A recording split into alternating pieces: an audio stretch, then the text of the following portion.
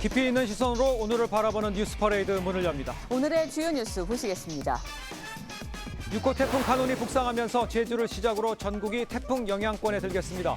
태풍은 내일 오전 남해안에 상륙해서 한반도를 관통할 것으로 보입니다.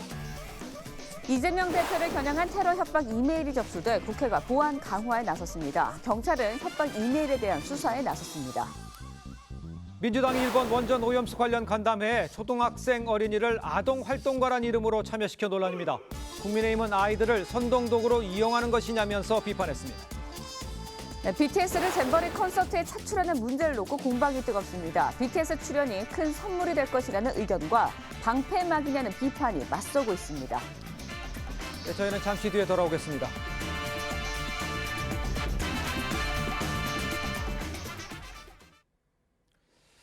시청자 여러분 안녕하십니까? 제6호 태풍 카눈 현재 일본 규슈 서남 해안을 지나고 있습니다. 일본에선 열차가 멈춰섰고 주민 대피령도 내려졌습니다. 태풍 카눈은 내일 오전에 남해안에 상륙한 뒤에 수도권을 관통해서 지날 것으로 보이는데 특히 이동 속도까지 느려서 많은 피해가 우려됩니다. 첫 소식 최원희 기자입니다. 쏟아지는 비에 차량 와이퍼가 쉴 새 없이 움직입니다. 음식점에도 태풍이 지나갈 때까지 문을 닫는다는 공지가 붙었습니다. 현재 태풍은 가고시마 남서쪽 약 140km 해상에서 북상하고 있습니다. 가고시마 등 위험 지역 주민 수십만 명에게 대피령이 내려졌고 신칸센 운행도 중단됐습니다. 태풍은 오늘 규슈 서쪽 해상을 지나 내일 새벽 3시쯤 제주도에 가장 가까워집니다. 내일 오전 9시쯤 남해안을 거친 뒤 한반도 내륙을 그대로 관통할 걸로 전망됩니다. 방향을 서쪽으로 더 틀면서 수도권도 직접적인 영향에 들게 될 걸로 보입니다. 수도권에는 최고 150mm 이상, 강원 영동에는 최고 600mm 이상의 폭우가 예상됩니다. 우리나라 중심부를 지나 북쪽으로 그대로 이동해 나가면서 전체적인 태풍의 강한 비바람을 카눈은 중심 기압 970헥토파스칼, 중심에서 초속 35m의 바람이 부는 여전히 강등급 규모입니다. 특히 시속 15km의 느린 속도로 이동하고 있어 우리나라에 오래 머물며 많은 피해를 입힐 걸로 우려됩니다. TV조선 최원입니다. 자, 지금 전해드린 대로 이 걱정스러운 것이 태풍 카눈이 느린 속도로 한반도를 지나가면서 서울도 관통할 수 있다는 겁니다. 엄청난 피해가 우려되는 상황입니다. 태풍 위기경보 최고 단계인 심각으로 격상이 됐고 중대본도 가장 높은 3단계를 가동을 했습니다. 보도국 연결해서 좀 상황을 자세히 알아보도록 하겠습니다.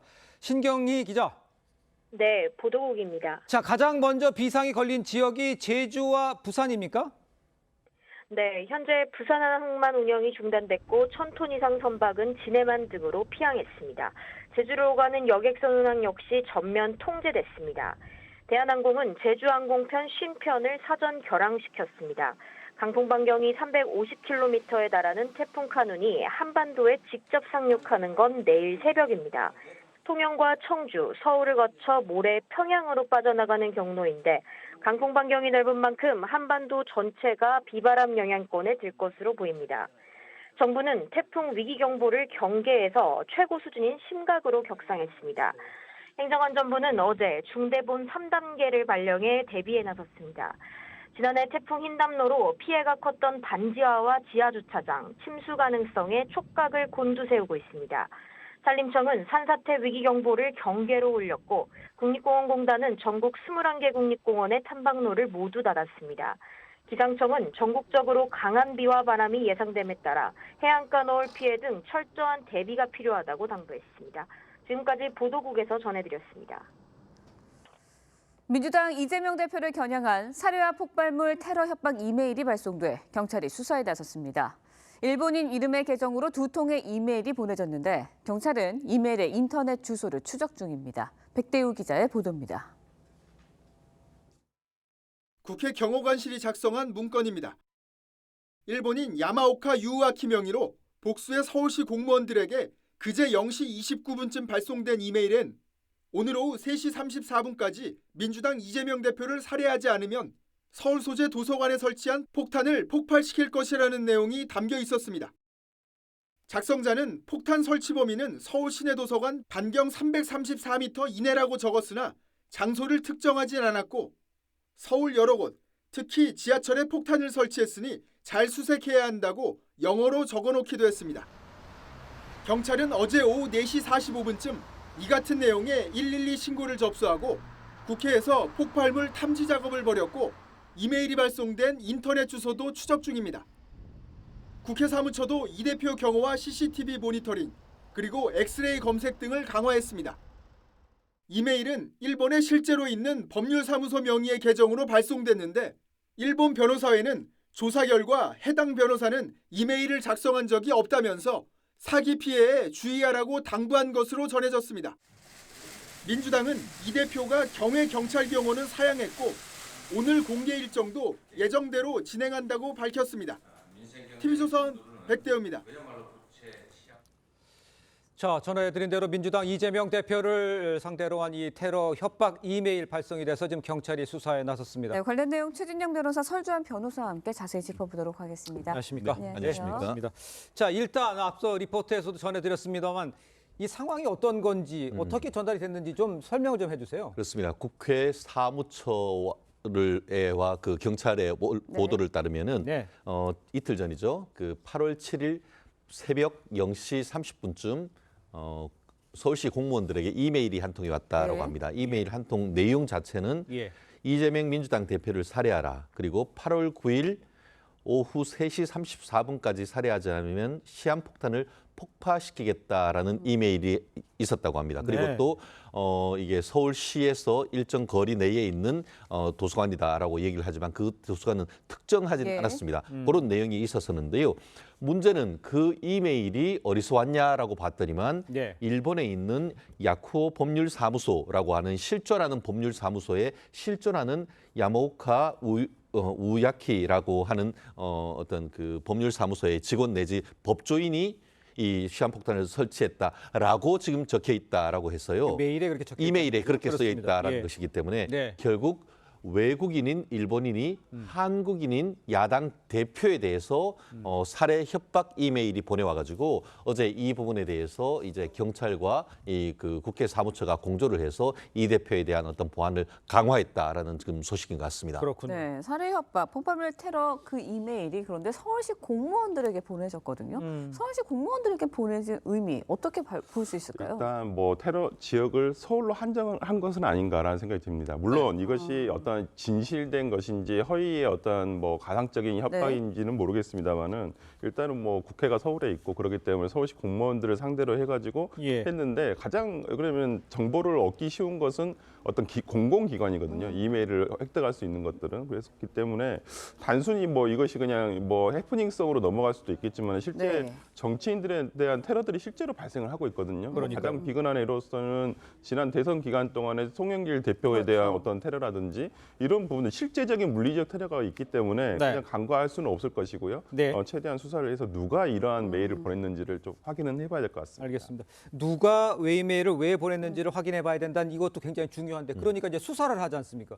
근데 이제 일본인 계정이에요. 그렇다면 우리가 수사하기 쉽지 않을 것 같은데 어떻게 그렇습니다. 보십니까? 결국 이 부분에 있어서 지금 설 변호사님 말씀처럼 있는 그대로 정말 그 법률사무소 내지는 그와 관련된 사람들이 네. 일본국 이 사람이 한국에 보냈을 가능성이 일단 1차적인 것이죠. 예. 그렇지만 지금 현실적으로는 그럴 가능성보다는 네. 오히려 우리가 보이스피싱 하듯이 이메일 예. 계정을 이렇게 낚아채가지고 다른 그 이 법률사무소 명의로 해서 보냈을 가능성도 염두에 두고 지금 조사를 한 거 있다고 하는데요. 그렇군요. 어쨌든 지금으로서는 한국과 일본 사이의 형사사법 공조조약 그리고 경우에 따라서는 범죄인 인도 요청할 수 있는 범죄인 인도 조약이 지금 체결되어 있는 상태입니다. 예. 그렇기 때문에 일단 이 부분 같은 경우에는 경찰 그리고 또 우리 일본 대사관, 예. 주일 한국 대사관 측에서 이 부분에 대해서 일본에 대한 사법 그 공조를 요청을 해야 될 사안인 것 같고요. 일본 내에서의 어떤 그 경찰이 이 사안에 대한 조사를 한 이후에 만약에 이 부분에 대해서 현실적으로 그와 같은 일이 벌어졌다 할 경우에는 우리나라가 형법상 외국인의 대한민국 국민에 대한 외국인의 범행에 대해서도 처벌할 수 있도록 돼 있기 네. 때문에 형사사법 공조와 함께 범죄인 인도도 요청을 해야 될 수 있는 그런 사안이어서 어떤 사건의 실체적 진실을 먼저 밝히는 노력이 좀 필요할 것 같습니다. 그렇군요. 네, 일단 뭐 이 대표는 별도의 경호를 받지 않겠다라는 입장입니다. 경내의 경우는 뭐 받았지만 경외의 경우는 받지 않겠다라고 했고 오늘 일정도 뭐 공개 일정도 계속 진행하겠다라는 입장이에요. 어떻게 보세요? 네, 뭐 당연히 저는 이런 일이 발생을 하면 안 되겠다고 안 되죠. 생각을 하지만은 예. 뭐 실제적으로 일본 아베 수상 같은 경우에도 전 총리 같은 경우에도 그리고 이런 테러에 민간인에 의한 정말 테러로 네. 돌아가셨거든요. 예. 저는 당분간만이라도 어떤 공개된 장소에서의 일정들은 조금 더 경찰 경호를 좀 받으시는 게 예. 낫지 않을까라는 생각을 해봅니다. 알겠습니다. 네. 자, 다음 이슈는 좀 리포터를 먼저 만나봐야 될 것 같은데요. 쌍방울 대북 송금 사건으로 재판에 넘겨진 이화영 전 부지사 재판 또다시 파행됐습니다. 네, 변호사 선임 문제를 놓고 충돌이 빚어졌는데 검찰과 변호사 사이에 고성이 오갔습니다. 이재준 기자의 리포트 보시고 관련 이야기 이어가겠습니다. 이화영 전 부지사 외국환관리법 위반 혐의 등 재판엔 해임 논란이 있었던 법무법인 해광 변호사 대신 법무법인 덕수 소속 김형태 변호사가 나왔습니다. 김 변호사는 3년 전 무죄 판결이 난 이재명 대표의 선거법 위반 사건 상고심 변호인으로도 활동했습니다. 김 변호사와 검찰은 변호사 선임 문제를 놓고 시작부터 충돌했습니다. 검찰은 이 전 부지사 변호사 선임 문제로 재판이 공전하는 데 대한 불만을 토로했습니다. 국선 변호인을 통해서라도 재판을 진행하도록 조치해달라고 재판부에 요청했고 김 변호사는 내가 유령이냐며 언성을 높였습니다. 김 변호사는 이어 이 전 부지사의 동의 없이 의견서와 재판부 기피 신청서, 변호사 사임계를 함께 제출했습니다. 그러자 검찰이 이 전 부지사 입장을 확인해달라고 재판부에 요구했고 양측은 다시 설전을 이어갔습니다. 김 변호사가 먼저 당신이 변호사입니까? 라고 소리쳤고 검찰은 검사한테 당신이라는 게 맞냐고 맞받으며 고성이 오갔습니다. 검찰은 또 이 전 부지사와 조율 없이 오로지 검찰 조서에 부동의하려는 미션을 받고 온 게 아니냐고 꼬집었고 김 변호사는 미션 얘기하는데 놔두냐며 그대로 법정을 떠났습니다. 이 전 부지사가 김 변호사의 의견에 동의하지 않는다고 밝히면서 증거의견서와 재판부 기피 신청서는 모두 철회됐습니다. TV조선 이재중입니다. 자, 리포터에서 보신 대로 이제 어제 열린 이화영 전 부지사 재판, 이 검찰과 변호인의 충돌 끝에 또 한 번 파행이 됐습니다. 네. 이제 내용은 좀 자세히 이야기를 할 것 같은데 최진영 변호사님 지금 가장 먼저 머릿속에 떠오르는 게 야, 이렇게 계속 또 파행된 거잖아요. 이건 누가 더 유리한 건가? 이렇게 생각이 듭니다. 1차적으로 봤을 때는 이재명 민주당 대표에게 가장 유리하죠. 그렇습니다. 그리고 2차적으로 굳이 얘기한다고 하면은 구속 기간이 끝나서 이제 석방될 가능성도 있기 때문에 예. 불구속 재판을 받을 것도 이익이라고 한다고 하면은 이화영 부지사에게도 뭐 조금은 이익이 될 여지도 있다라고 볼 수가 있을 것 같습니다. 그렇군요. 왜냐하면 구속 기간 같은 경우에는 원칙적으로 6개월, 예. 길게 하면 또 1년까지도 연장할 수 있습니다만 네. 그와 같은 어떤 것은 결국 전체적인 법정에서 본인이 나중에 실형을 받으면은 사실은 예. 그건 별 의미가 없습니다. 그렇기 때문에 본질적으로는 이재명 대표에게 사실상 가장 유리하다라고 밖에 볼 수가 없는 것 같은데요. 말씀드린 것처럼 만약에 어제 법정에서 이화영 그 전 부지사가 본인의 예. 법정에서의 진술로서 예. 쌍방울의 300만 달러의 대북 송금 자체에 대해서 예. 이재명 대표에게 직접 보고하고 그것을 승인했다라는 법정 증언이 나오면은 그 사실 자체만으로도 이재명 대표의 어떤 그 정치적인 어떤 생명에 엄청난 타격을 입을 수 있기 때문에 그렇군요. 이 부분에 있어서 재판이 계속 연장되고 연기되는 것은 결과적으로 봤을 때 전체적으로 이재명 대표에게 가장 유리한 점이다라고 밖에 볼 수 없을 것 같습니다. 그렇군요. 네. 그런데 어제 이제 김형태 변호사, 이화영 전 부지사의 동의도 없이 증거 의견서를 재판부에 제출했다고 합니다. 일선 현장에서 이런 거 굉장히 이례적인 거 아닙니까? 증거 그 의견서 그리고 어떤 의미를 갖는 건가요? 없죠. 그러니까 피고인의 어떤 동의를 받은 상태에서 아니면 의견을 구한 상태에서 보통 제출하는 것이 일반적이고요. 그러니까요. 예, 어저께 같은 경우에는 뭐 사전에 뭐 접견을 통해서 이렇게 내겠다라든지 내용에 대한 동의를 얻지 못했을 것이라고 보여요. 예. 그렇다고 한다면 어찌 보면 어저께 재판 같은 경우는 그 전날 그 해광 측에서 불출석 사유서를 제출함으로써 어느 정도 파행이 예고가 돼 있었는데 네. 어제와 같은 사안이 벌어질 것이라고는 아무도 예상을 못했을 거라고 보입니다. 예. 지금 가장 중요한 것은 그렇다고 어저께 만약 김영태 변호사의 진술이 사실이라고 한다면 예.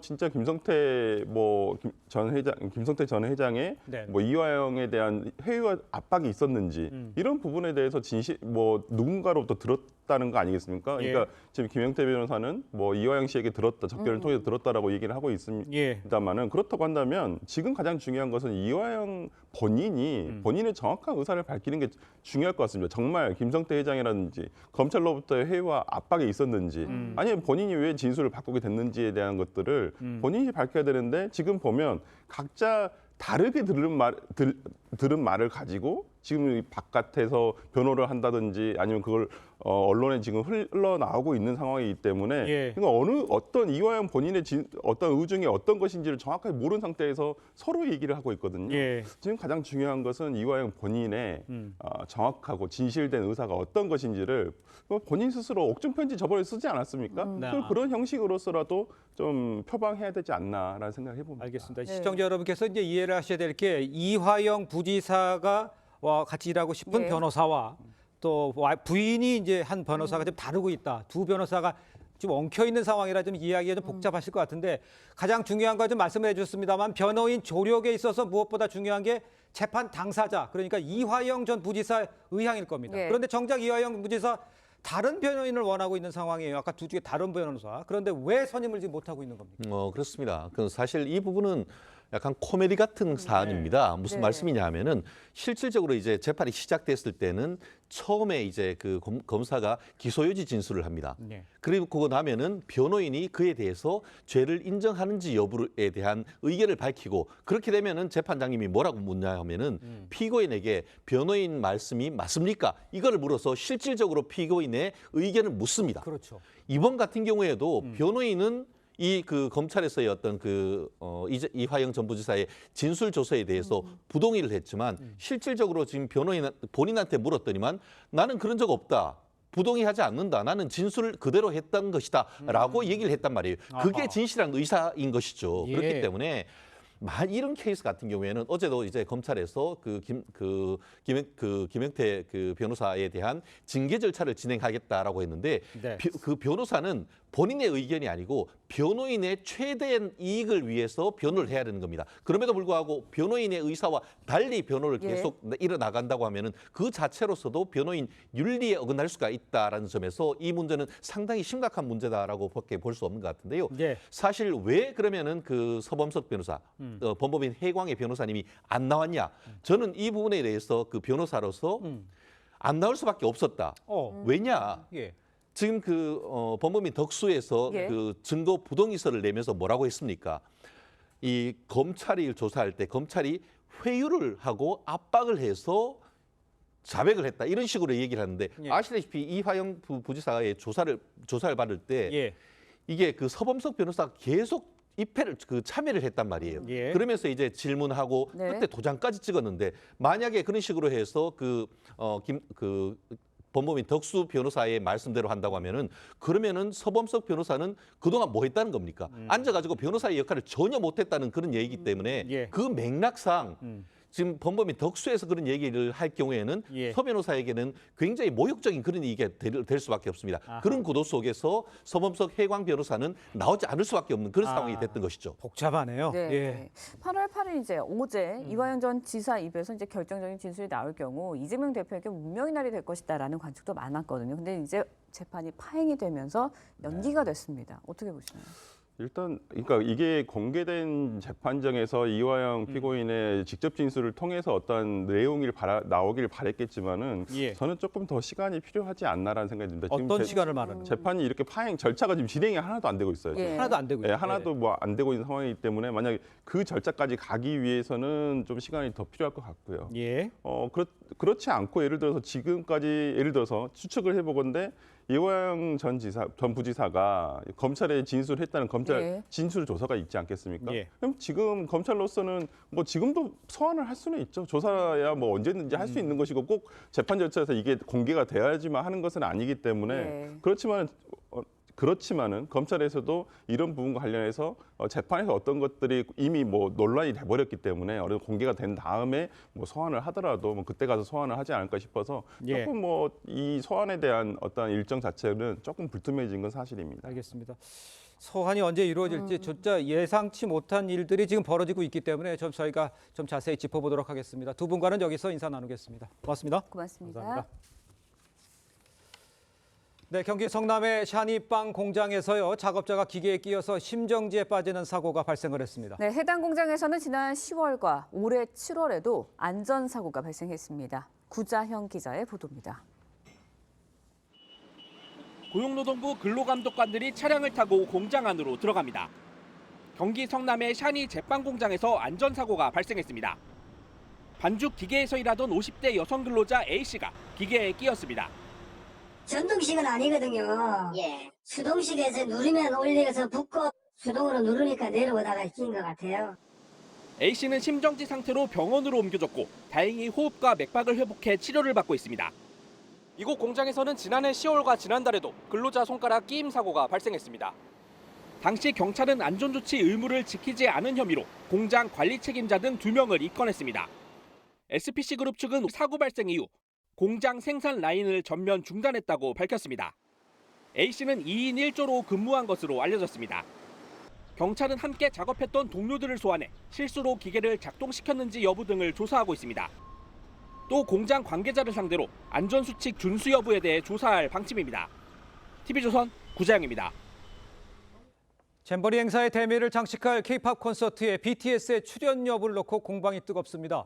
대한민국 이미지 회복에 좋은 카드가 될 것이란 기대가 있고요. 또 BTS 팬들 사이에서는 공권력 갑질이라면서 거센 반발도 나오고 있습니다. 신경희 기자입니다. 국민의힘 성일종 의원이 어제 SNS에 올린 글입니다. 국방부가 11일 개최되는 잼버리 K-팝 콘서트에 BTS가 참여하도록 조치를 취해달라고 적었습니다. 방탄소년단 멤버 7명 중 2명이 군복무 중인 만큼 국방부가 나서 무대에 세우라는 주장입니다. 국방부는 소속사와 논의할 사안이라고 했습니다. 관련 부처 그리고 또 해당 연예인들의 소속사하고 같이 논의해야 될 사안으로 생각합니다. K-팝 콘서트 일정이 새만금 야외 무대에서 전주 월드컵 경기장으로 다시 상암동 월드컵 경기장으로 바뀌면서 일부 출연진들은 불참을 통보한 것으로 알려집니다. 잼버리 파행을 만회하기 위한 카드로 BTS가 거론되는 것에 대해 팬들은 강하게 반발했습니다. 팬클럽은 한 커뮤니티를 통해 성명서를 내고 풍비박산난 국격을 되살리기 위해 BTS를 구렁텅이로 밀어넣었다며 공권력 갑질이라고 비판했습니다. 데뷔 1년 만에 빌보드 메인 앨범 차트 정상을 차지한 뉴진스 등이 추가 합류하겠다고 밝힌 가운데 문체부는 오늘 최종 출연진 명단을 발표할 예정입니다. TV조선 신경입니다. 네, 전해드린 대로 잼버리 대회의 마지막을 장식할 이 K-팝 콘서트 BTS의 출연 여부를 놓고 지금 공방이 벌어지고 있죠. 두 분과 함께 정치권 소식 자세히 한번 짚어보도록 하겠습니다. 윤기찬 국민의힘 법률위원회 부위원장, 김현정 민주당 평택을 지역위원장 나오셨습니다. 안녕하십니까? 네, 반갑습니다. 자, 국민의힘 성일정 의원이요, BTS가 콘서트에 참여해서 국격을 높일 수 있도록 국방부가 조치를 취해달라는 글을 올리면서 지금 논란이 시작이 된 겁니다. 어떤 의도였는지 먼저 성일정 의원 이야기부터 들어보겠습니다. 초기에 매끄럽지 못한 행사가 진행이 됐는데 이러한 추억으로 가게만은 할 수 없는 거 아니겠습니까? 서울에서 있게 될 K-팝 콘서트에 BTS 같은 경우가 나와서 이렇게 공연을 해주면 대한민국에 대한 좋은 추억을 좀 갖고 갈 수 있지 않을까 생각을 하고요. BTS는 제가 20대, 21대에 병역을 면제해주자고 법안을 낸 당사자가 접니다. 소속사나 BTS 측 의사는 확인을 먼저 해보셨나요? 아닙니다. 거기는 제가 알지 못하기 때문에 저희가 얘기를 안 했고 한번 검토해 주십사 이렇게 요청을 한 거지요.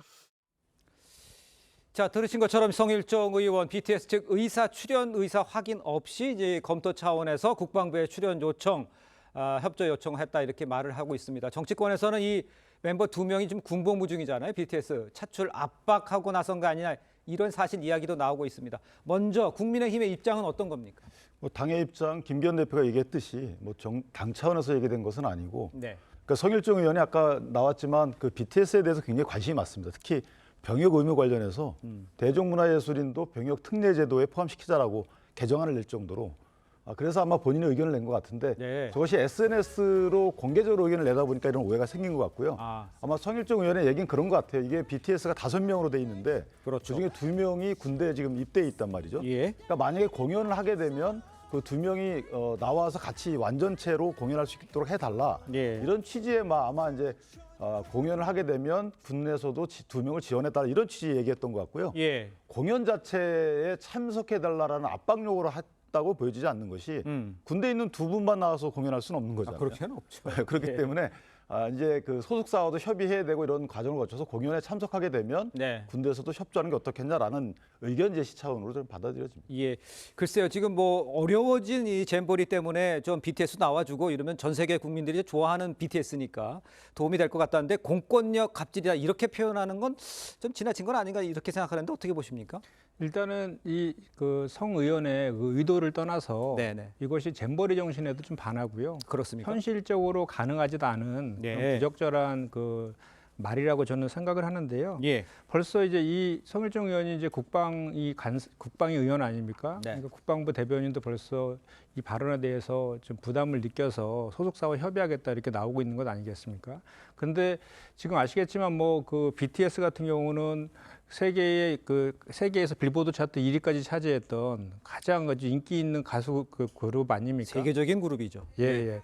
그래서 이제 그 BTS의 팬들조차도 이렇게 그러니까 잼버리 행사에 잘못된 점을 덮기 위해서 이렇게 BTS를 활용하는 것은 정말 그 민주주의의 태행이고 저기 그 강압적인 공권력의 갑질이다 이렇게까지 이제 비판하고 있는 상황 아닙니까? 그래서 저는 이 잼버리 상황에 대해서 준비 소홀과 준비 부족으로 인한 것들은 범정부 차원에서 지금 대응을 하고 있잖아요. 그렇게 차분차분해서 이 대회를 안전하게 잘 마무리하는 거로 가야지 이렇게 다른 것들로 뭔가를 덮으려고 하는 이런 방법들은 옳지 않다 이렇게 생각합니다. 근데 이게 덮는다고 이런 사고방식 보면 안 되는 게 어쨌든 지금 약간의 파행을 거쳐서 정상화되고 있잖아요. 그러니까 누구의 잘잘못은 나중에 따지더라도 일단 전 세계에서 볼 때 BTS가 참석을 하면 어쨌든 이게 빛나는 건 맞기 때문에 덮는다는 시각. 예전에 문재인 대통령 저 유엔 총회 가실 때도 BTS 갔어요. 그때도 아마 청와대에서 초청한 걸로 알고 있거든요. 예. 그다음에 중국 가실 때도 그때 그 엑소인가요? 그룹 갔잖아요.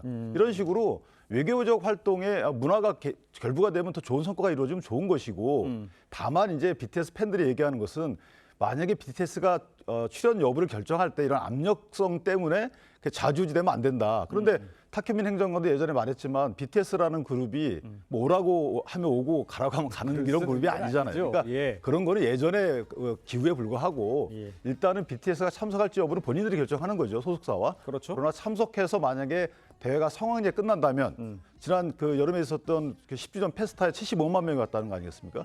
그렇다면 국가 입장에서 좋은 거죠. 알겠습니다. 근데 다만 이제 이런 지적인 거죠. 지금 11일이지 않습니까? 공연 일자가 이제 3일 남았어요. 3일 남았고 제가 좀 전에도 말씀드렸지만 세계적인 그 그룹인데 그 준비도 소홀하지 않은 상태에서 그렇게 공연하는 것 자체가 본인들한테는 되게 부담으로 다가올 수밖에 없는데 그 정부 여당의 의원이 국방위 또 의원이 그렇게 국방부한테 요구를 했을 경우에 이것이 그 강압적으로 들릴 수밖에 없는 그런 상황이라는 그런 지적을 하고 있는 거죠. 알겠습니다. 그 말도 일리는 있어 보입니다. 자, 이런 가운데 이제 콘서트가 이틀 앞으로 다가왔다고 좀 말씀해 주셨습니다만 이틀 앞인데 오늘 문체부가 최종 출연진 명단을 발표를 합니다. BTS 출연 관련해서 국방부와 문체부의 입장을 함께 들어보겠습니다. 상반에 BTS가 온다는 이야기가 들렸는데 사실인가요? 그건 아직 결정이 되지 않고 있습니다. 11일 열리는 K-팝 콘서트에 현역 복무 중인 BTS 멤버들 참가시켜야 된다는 주장이 국민의힘에서 나왔는데 그건 뭐 관련 부처 그리고 또 해당 그 연예인들의 소속사하고 같이 논의해야 될 사안으로 생각합니다. 자, 짧게 이렇다면 그러면 어떻게 좀 추진하는 쪽으로 생각을 해야 하는 게 맞다고 보십니까? 아니면 좀 저는 추진이 되면 좋죠. 그런데 그 방법상에 뭐 적법하지 않은 방법 쓸 수가 없는 상황이고 추진돼서 BTS가 만약 공연이 이루어진다 그러면 저는 뭐 잼버리의 성공 이런 것 떠나서 어쨌든 지난번에 그 엑스포를 위한 또 무료 공연도 했기 때문에 공연이 이루어진다 그러면 잼버리 이상의 효과가 있을 수 있다. 예. 2년 후에는 또 아태 잼버리가 예정돼 있기 때문에 저는 이번 이것이 문화가 외교를 추동하는 그런 큰 역할로 마무리되지 않을까라는 기대를 갖고 있습니다. 예. 아무래도 그러면 일단 그 팬들과 또 BTS 스케줄 이런 걸 먼저 결정해야 된다 이렇게 보시는 거죠?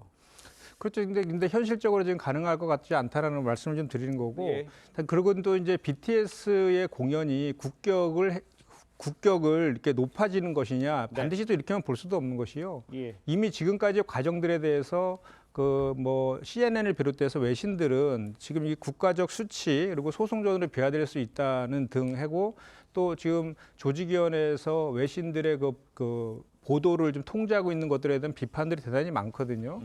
그렇기 때문에 이와 관련해서는 지금 말씀하신 것처럼 사전에 이것이 예정되어 있고 뭔가 준비 기간도 충분하고 또 그 7명이 모두 같이 지금 활동하는 상황이라면 모르겠지만 지금 현실적으로 그런 상황이 아닌 상황에서 무리하게 이거를 추진하는 것 자체가 또 다른 문제를 야기할 수 있다 이 말씀을 드리는 것입니다. 알겠습니다. 오늘 결정이 난다니까요. 좀 살펴보도록 하고요. 저희는 다음 주제로 넘어가 보도록 하겠습니다.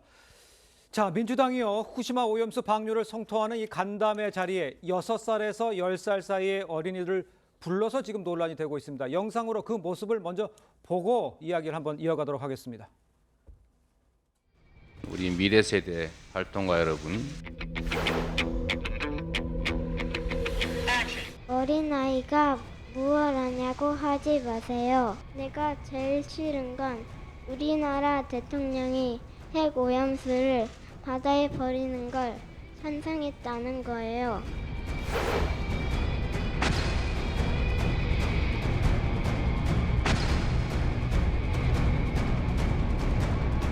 핵 오염수 배출 문제에 대해서 총력 단결을 해서 대책을 강구하고 저지할 때가 된 것 같습니다. 자, 보신 것처럼 어제 간담회에서는요. 지금 보셨습니다만 초등학생 어린이가 직접 윤석열 대통령과 일본을 성토하는 발언을 하기도 했습니다. 뭐 어린이라고 발언을 못할 건 아니지만 저 장소도 그렇고 또 글쎄 굳이 이제 윤석열 대통령까지 언급하고 좀 정치적으로 해석하는 부분도 좀 있는 것 같아요. 어떻게 보셨습니까? 글쎄요, 저는 좀 깜짝 놀랐는데 사실 저희가 저런 장면들을 TV상에서 이 북한의 선전선동에 선동되는 동원되는 아이들 모습을 저는 봤어요. 물론 저기 이제 엄마분들도 나왔기 때문에 그거 약간 차원이 다르지만 어쨌든 만약에 민주당의 입장을 아이들의 어떤 글이나 입을 통해서 얘기했다면 그건 정말 안 되는 거고요. 저것이 공동주체이기 때문에 저는 선회하고 싶습니다. 정치하는 엄마들과 민주당이 같이 공동주체했기 때문에 민주당의 책임이 그만큼 줄어든다라고 볼 수밖에 없는데 봐야 되겠는데 안 그러면 너무 이해가 안 가요. 왜냐하면 어린이들은 사실은 그들한테 주어진 정보 양이나 정보 기준을 좀 살펴봐야 될 거 아니겠습니까? 지금 제가 볼 때는 엄마들로부터 들었던 정보이거나 아니면 민주당이 제공한 정보 아니면 저렇게 편향적인 얘기를 할 수 있겠습니까? 그러니까 이전에 툰베리 같은 세계적인 기후 환경 운동가 어린 아이들도 있습니다. 그런 친구들은 보편성이 있는 거예요. 뭐 기후 변화에 대해서 대처하자 이런 보편적인 얘기는 그 누가 이건 정파적으로 갈리지가 않습니다. 그런데 저 부분은 분명히 대통령이 오염수 방류에 찬성한 적이 없어요. 이것은 해석의 영역이거든요. 대통령은 이 외교라는 고차 방정식하에서 이거 의사표현을 안 한 것뿐이지 오염수 방류에 찬성한 적이 없습니다. 이것은 역대 대통령들 똑같아요. 역대 정부는 그러면 찬성한 건가요? 아니잖아요. 문재인 정부 시절에도 TF를 통해 가지고 이러이러한 조건하에 방류하면 이거 어쩔 수 없다라고 얘기했었고, 그다음에 모 장관도 나와서 이러이러한 조건에 하면 어쩔 수 없는 거 아니냐라고 얘기했잖아요. 그들 찬성한 건가요? 아니거든요. 이것은 국가라는 것은 환경운동 단체가 아니잖아요. 그렇기 때문에 여러 가지를 고려해서 말을 삼가하고 대처하는 것뿐입니다. 그런데도 불구하고 저렇게 어린아이들에게 어떤 정보를 주입했길래 저런 말이 나오는지가 문제고 또 하나만 말씀드리면 핵발전이라고 합니다. 이게 원자력 발전, 핵발전이라는 용어를 쓰면서 이게 멈춰야 된다. 이거 국가 폭력이다. 글쎄 이런 단어를 쓰는 것이 이게 과연 보편성이 있는 것일까요? 저는 상당히 아쉽고 놀랍습니다. 알겠습니다. 보편성을 지적해 주셨는데 저는 이렇게 질문 드릴게요. 어린이들이 참여한다 이런 것은 오염수에 대해서 모든 세대가 거기에서 같은 생각을 갖고 있다라는 걸 하려는 취지는 이해를 할 수가 있겠어요. 근데 저 나오는 저 발언과 발언 내용과 이런 것들은 아까 말씀하신 대로 보편성으로 인정하기 어렵지 않겠느냐 이런 지적에 대해서는 어떻게 생각하십니까? 일단 먼저 윤석열 정부에서 후쿠시마 오염수 방류에 대해서 찬성한 적이 없다고 한 것에 대해서는 지금 구체적으로 명시적으로 찬성한다고 발언을 하지 않았지만 묵시적으로 방조하거나 동의한다라고 국민들은 생각하고 있는 건 분명한 사실입니다. 그리고 어제 간담회는 어린이만 있었던 것이 아니라 어린이, 청소년, 양육자 이렇게 간담회였거든요. 그래서 후쿠시마 오염수 방류에 대한 반대하는 그런 모든 계층의 그 목소리들을 담으려는 그런 의도가 좀 있었던 것이죠. 그리고 지금 그래서 국민의힘에서 비난한 것을 저는 이해를 할 수 없는 것이 오히려 그 미래 세대를 위한 안전한 그 환경을 만들어 달라는 그런 그 국민들의 요구에 국민의힘 여당에서 책임감 있게 답변을 해야 될 문제이지 어린이들이 발언하는 것과 어린이들이 그런 얘기를 할 수 없다라고 그 단정하게 하는 것은 또 다른 어린이에 대한 폄하 발언일 수 있는 거거든요. 과거에 지금 뭐 그 툰베리 얘기를 좀 하셨지만 그 옛날에 캐나다 출신의 활동가 중에 세번 스즈키라고 있어요. 12살 나이로 92년도에 지구 정상회의에 참석해서 환경보호를 역설한 적도 있었거든요. 그래서 나이가 적다해서 활동가로 활동할 수 없다라는 그 전제 자체도 전 잘못된 시각이다. 그리고 지금의 본질은 후쿠시마 오염수 방류에 대해서 국민들이 85%가 반대하고 있고 또 미래 세대를 위해서 과학적인 객관적 검증이 100% 되어 있지 않은 그 문제에 대해서 어떻게 할 것인가에 대한 답변을 좀 정부 여당은 해야 될 것이다라고 김 전 대변인 생각합니다. 다르게 여쭤볼게요. 그러면 그 행동을 뭐 초등학교생이 할 수 있죠. 근데 왜 굳이 국민의힘 당 행사에 국민의힘이래 민주당 당 행사에 와서 해야 될 필요가 있는가? 그리고 그 발언 내용이 아까 말씀하신 대로 순수하게 오염수가 아니라 정치적으로 비춰질 수 있는 그런 단어들이 사용된 것에 대해서는 어떻게 생각하십니까? 그 단어 사용이라든지 발언이나 이런 것들은 우리 당에서 그것을 뭐 이렇게 이런 식으로 발언해달라고 요청하거나 뭐 적어주거나 이런 거는 전혀 아니고 그 어린이들이 아마도 어린이가 직접 적으면서 이제 본인을 양육하는 부모님과 같이 상의할 수도 있겠죠. 그렇지만 그거에 대한 것은 분명하게 어린이가 자기가 생각하는 얘기를 한 것이다 이렇게 보는 것이 정확합니다. 근데 제가 짧게 말씀드리면 어린아이들을 통해서 어떤 뭔가를 극대화하는 거는 이해할 수 있어요. 그런데 그 극대화하는 콘텐츠 자체가 그 이 대중정당 입장에서는 안 맞다는 거죠. 환경운동가라면 이해를 할 수 있습니다. 그리고 지금 문재인 정부에서 제가 거듭 말씀드리지만 그 이 딜레마를 문재인 정부도 인정했던 거거든요. 지금 만약에 여론조사를 갖다 국민께 이 오염수를 방류를 저지할 수 있겠냐라고 물으면 또 달라요. 그래서 일본이 결정한 문제이기 때문에 오히려 국제사회가 일본 그럼 당신들 마음대로 방류하지 말고 그 IAEA의 검증받고 그다음에 WHO의 안전기준에 부합하는 그 정도 수치에서 방류해라라고 제한 조치가 들어간 거예요. 거기에 한국도 참여한 거고. 그러니까 이전에 문재인 정부에서도 이거 국제해양법 재판소에 제소하려다 못한 거잖아요. 그러니까 이런 여러 가지 현실적인 어려움을 감안해서 정치를 펴는 것이지 순수하게 그냥 100% 방류 안 하면 다 좋죠. 방류를 누가 찬성하겠습니까? 거기서 출발하면 안 된다는 거죠. 그런데 아이들 입을 통해서 민주당이 진짜 정치적 공격을 하는 그런 콘텐츠를 똑같은 내용을 아이들 입을 통해서 하게 되면 저들이 아이들 전체를 대표하는 건 아니잖아요. 그런 측면에서 부적절하다. 근데 이제 오염수 방류 시점이 이제 얼마 남지 않은 상황이잖아요. 이제 민주당 가능한 방법을 총동원해서 저지하겠다 이런 입장인데 그러면 앞으로 또 이런 어린이들과의 또 전 세대를 아우르는 뭐 어린이들이 계속 나올 수 있느냐 이렇게 여쭤보면 뭐라고 답을 하실 수 있을까요? 이제 어제 토론을 했고요. 간담회를 했고 또 어린이들과 같이 하는 퍼포먼스를 할지에 대해서는 아직 구체적으로 정해진 건 없지만 그 후쿠시마 오염수 방류에 대해서 이것은 대단히 우리 미래 세대에서 그 안전하다고 하면서 주변국에게 피해를 주는 방식인 해양 투기 방식을 하는 거에 대해서는 더불어민주당에서는 명백히 반대하는 입장을 좀 가지고 있고요. 저도 거리에서 서명 운동을 하다 보면은 국민들 중에 이런 분들이 계십니다. 왜 이렇게 자꾸 서명 운동하면서 국민들을 불안하게 하느냐 이렇게 지적하시는 국민들도 계세요. 그래서 제가 여쭤봅니다. 그러면 혹시 후쿠시마 오염수 방류에 찬성하십니까? 그러면 찬성하진 않는다라고 하시거든요. 이것이 지금 국민들의 정서입니다. 그래서 국민의 생명과 안전과 직결된 것이고 미래 세대와 연결된 것이기 때문에 이럴 때에 정부 여당과 책임 있는 야당의 역할은 그런 우려들을 담아가지고 지렛대를 삼아서 일본을 설득해서 방류를 좀 보류하고 국민들이 안전할 수 있는 조치들, 그 한일 공동 검증단이라든지 이런 걸 통해서 좀 더 안전하게 만드는 그런 조치들이 필요하다. 저는 그렇게 말씀드립니다. 취지는 저희가 이해를 하는데 저희가 자꾸 머릿속에 떠오르는 게 광우병 때 유모차 나온 것까지 생각이 나요. 그래서 조금 더 한번 고민해 보시고 생각을 좀 정리를 해 주셨으면 하는 바람은 있습니다. 자, 두 분과 말씀 여기까지 듣겠습니다. 고맙습니다. 감사합니다. 지난달 경북 예천에서 수해 실종자 수색 도중에 해병대원 한 명이 안타깝게 숨진 사건에 대해서 해병대는 자체 수사단을 꾸려서 진상조사를 벌였습니다. 안전 루프가 필요하다는 건의가 묵살됐고요. 해병대 셔츠가 잘 보이게 잠수복 지퍼를 내리게 했던 것으로 드러났습니다. 윤동빈 기자입니다.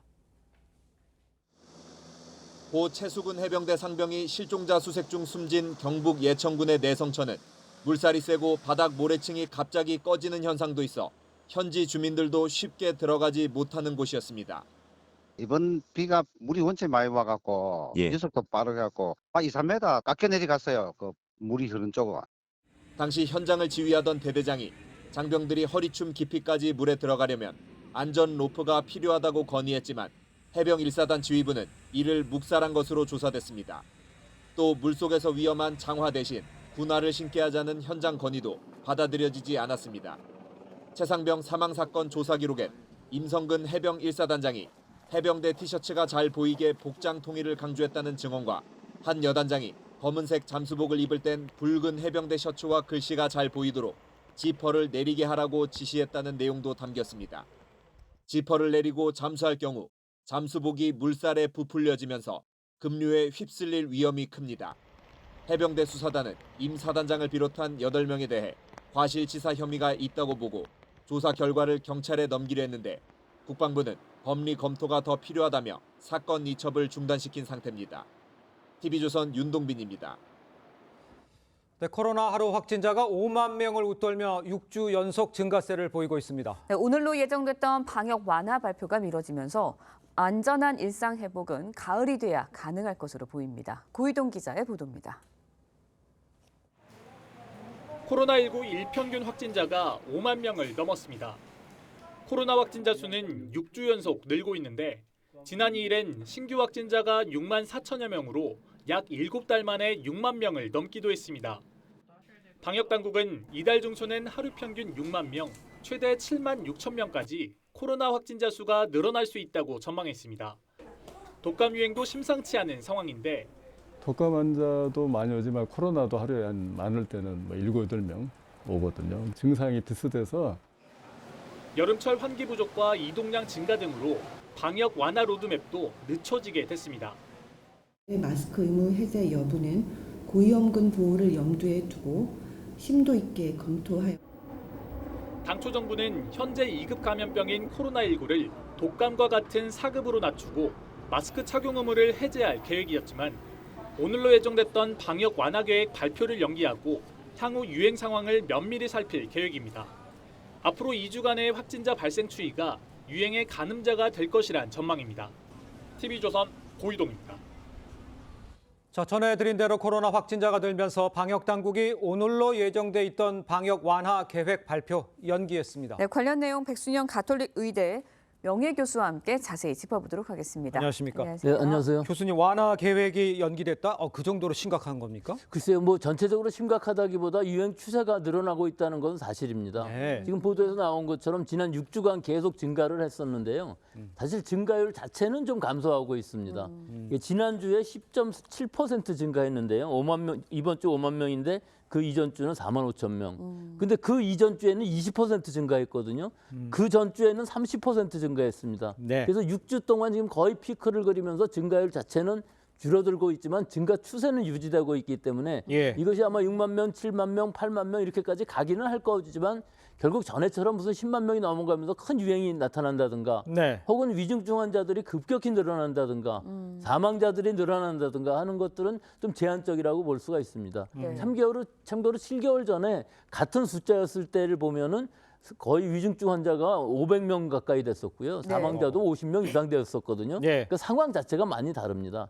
지금은 진단검사를 다 받고 있지 않은데도 이렇게 위중증 환자 또 사망자 수가 어느 정도는 안정적이라는 것을 보면은 사실 치명률 자체는 상당히 많이 떨어져 있다는 것이 좀 안심할 부분이라고는 할 수 있습니다. 네, 상황 자체가 다르다라고 말씀해 주셨는데 이런 여름 유행의 특징, 특별히 예의주시하는 부분이 있을까요? 이번 여름 유행 될 것은 좀 어느 정도 예상됐던 바입니다. 즉 여름철에 휴가철이기 때문에 이동량이 증가하고 실내 환경이 많고 또 6월 달부터 이제 방역이 완전히 완화되지 않았습니까?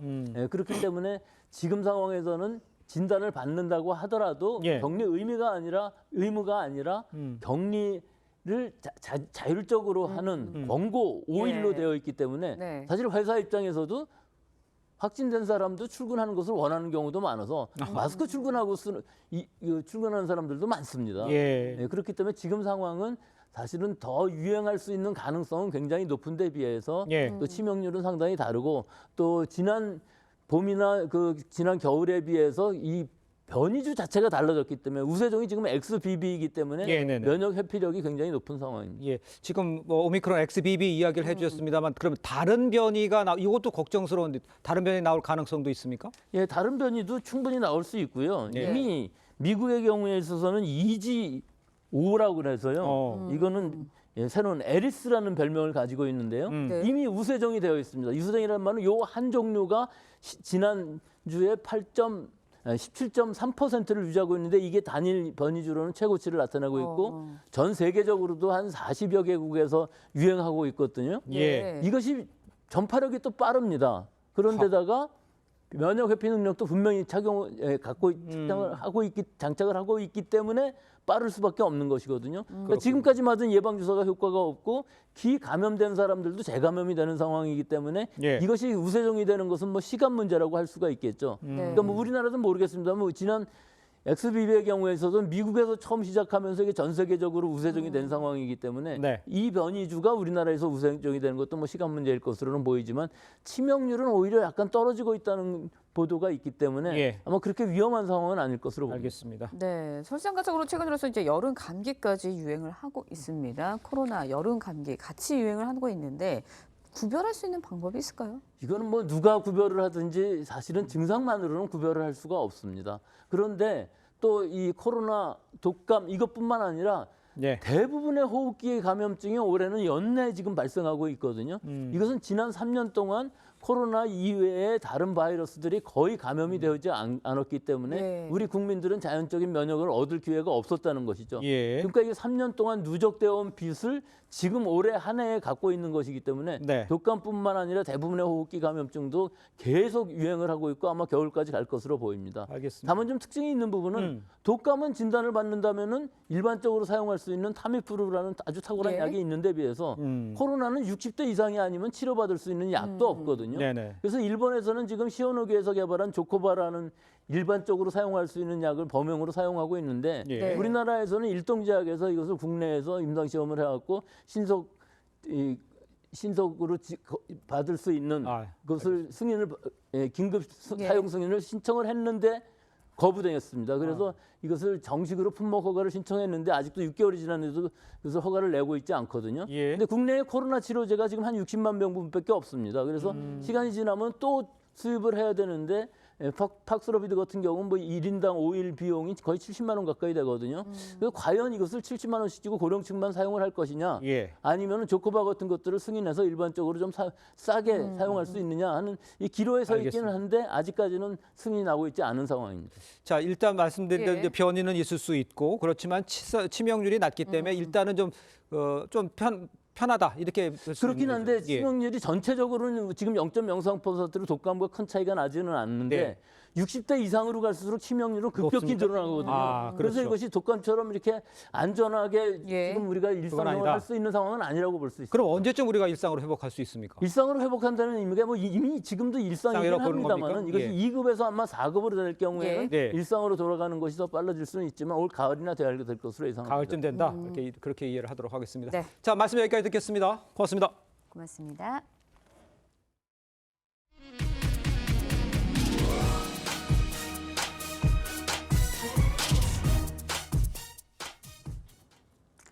콜라 한 병 때문에 편의점 직원에게 살해 위협을 하고 달아난 40대 남성이 추격전 끝에 붙잡혔습니다. 김창섭 기자의 보도입니다. 남성이 편의점에 들어갑니다. 콜라를 골라 계산대에 놓는가 싶더니 잠시 뒤 콜라병을 들어 여성 직원을 위협합니다. 외상을 해주지 않으면 죽이겠다고 협박하는 겁니다. 그분 근데 원래 평소에 여기 많이 오던 분이에요? 몰라요. 40대 남성 A씨는 직원을 위협해 담배까지 빼앗은 뒤 타고 온 차를 운전해 도주했습니다. 하지만 신고를 받고 경찰이 즉각 출동하면서 A씨와 추격전이 시작됩니다. A씨는 경찰 추적에도 그대로 차를 몰고 달아났고 횡단보도 신호까지 무시하며 보행자 사이를 위험하게 지나갑니다. 경찰을 피해 도주하던 A씨는 이곳 막다른 길에서 경찰차를 4차례나 들이받은 뒤에야 멈춰섰습니다. 차가 선 뒤에도 A씨는 뒷문으로 빠져나와 또다시 도주를 시도했지만 결국 경찰에 체포됐습니다. 도주를 하는 과정에서 신호등을 위반한 것은 물론 경찰관의 정지 명령이나 그리고 또 역주행 등 공공의 위험을 발생시키는 여러 가지. A씨는 휴대전화를 맡길 테니 콜라를 외상으로 달라고 했는데 편의점 직원이 거절해 그대로 나왔다고 경찰 조사에서 밝혔습니다. 차량 2대까지 파손된 심야 도심 차량 활극은 콜라 1병, 담배 1갑 때문에 벌어진 일이었습니다. TV조선 김창섭입니다.